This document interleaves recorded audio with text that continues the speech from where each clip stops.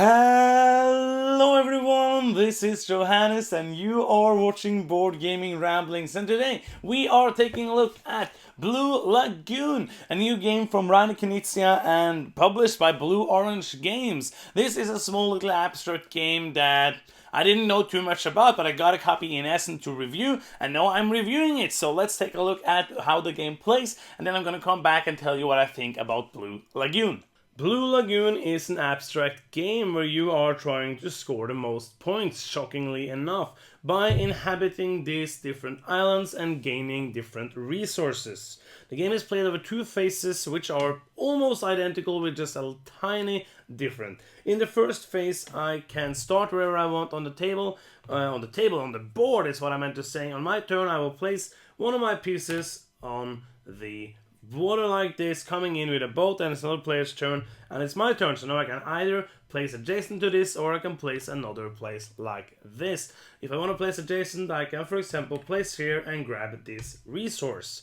Turn is going to go back and forth like this. The other thing I can do in my turn is to place a hut instead on these islands like this and be a bit more settled. The round is going to end when either all the resources are taken, that does not count these monuments, or when all players are empty of all their pieces. Then you're going to score points, and you're going to get points for having the same resource, having all the different resources, being on all the different islands, having a connect link between a lot of islands. You're going to get area majority on all the islands, and you're going to get 4 points for this monument. So there's kind of a lot of different things to score in this really quick game. After that, you're going to wipe up of all of your cardboard tokens from the board, and the huts are going to stay. If you put a hut on a stone circle where a resource is going, then you have to take it away. Then you're going to fill up the board again with resources, and you're going to play the game almost exactly the same, but this time you cannot start wherever you want in the water. You can only play adjacent to one of your huts, and of course after that adjacent to one of your pieces.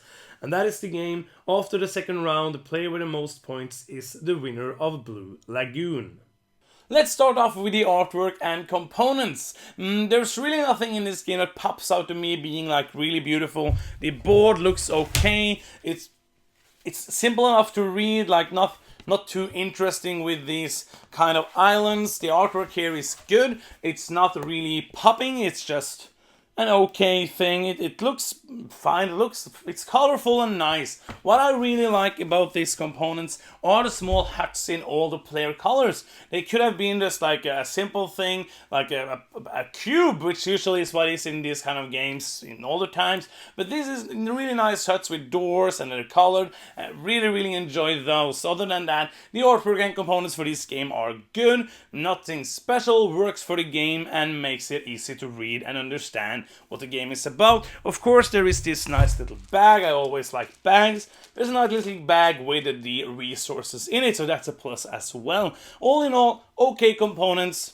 So what about gameplay? Let's start with enjoyment of play. This is an abstract game. I usually didn't like abstract games before starting to play the GIP series of games, and then abstracts is still not my favorite, but this kind of game I really like. This is a game where you play super quick. You just like do bam reactions, trying to do the tactic, trying to look at what the other player is doing and reacting to that, or if they aren't doing anything that really interprets with what you want to do, you try to move along with your plan, getting the line, trying to block people, which means it might be kind of a mean game. If you don't like any interactions in games, I don't think you will like this, because there's lots of interactions, lots of ways to destroy the other player's plans of making the lines or getting the resources they need. That's kind of the meat of this game. So enjoyment for this is kind of high. I have had a lot of fun the times I played it. It is super quick, super light,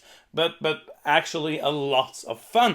More fun than I thought it would be when reading the rules. The rules are kind of strange, not strange, but kind of like they look really simple, and they are really simple, and then you start playing and it's pure fun. I really enjoy the fact that you're basically playing the same game twice, but the other time the places where you put your huts in the beginning is where you can start working from. I like that because it's almost the same as playing the game twice, but you kind of set yourself up a bit for what you want to do in the second half of the game, which is something I like. Ease of playing, It's simple. It's super simple. You can teach it in 2 minutes and start playing. So really easy, not much over rules overhead. You can teach this to most anybody in at least 5 minutes and then start playing. Playtime, the box says here 30 to 45 minutes. We have used maybe 20 minutes when playing this game. I don't think you could ever play it in 45 minutes. You might if you have to look really hard at your choices. When we play, it's just like move,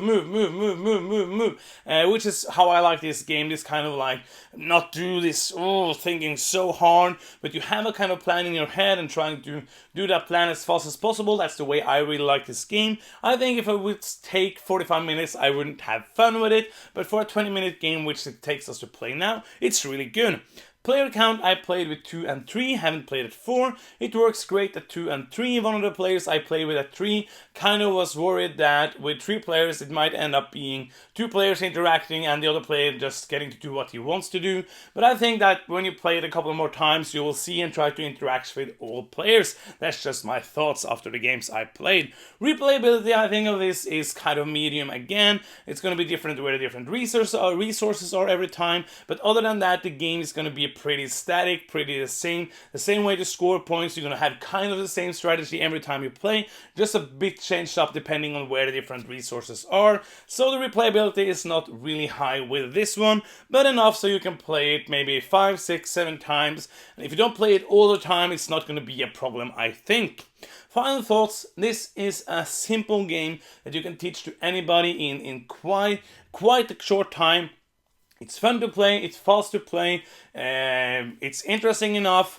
I enjoy my decisions. I feel like there's meaningful decisions, trying to block the other players, looking at what the other's doing and interacting. Reacting, which is what these kind of games are all about, reacting to what the other players are doing, which works really nice in this game. So all in all, this is a game I really enjoyed. And that's the end of my review for Blue Lagoon. I hope you enjoyed it. And if you did, please give me a thumbs up. Please write a comment about the video. And of course, if you haven't subscribed to our channel, that would mean a lot if you did. Thank you so much for watching. I'm Johannes. You've been watching Board Gaming Ramblings, and bye bye.